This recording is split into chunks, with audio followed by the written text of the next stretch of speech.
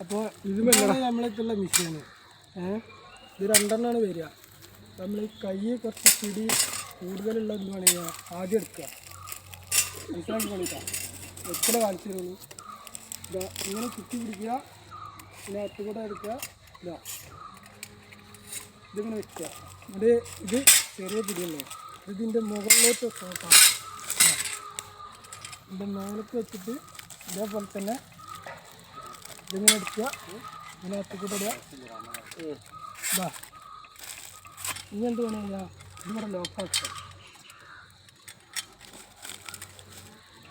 ഇത് അതേപോലെ ലോക്കാക്കുക.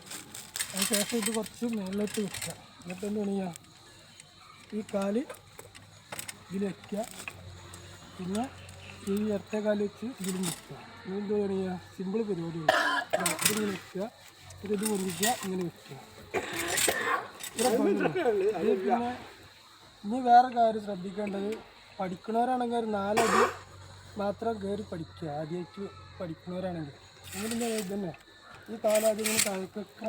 ഏറ്റവും താഴേക്ക് വെക്കുക. ഇതാ സിമ്പിൾ പരിപാടി. അപ്പോൾ പഠിക്കാൻ പറ്റുന്നവർ പഠിച്ചോളി. നല്ലൊരു ഇതാണ്. ഓക്കെ.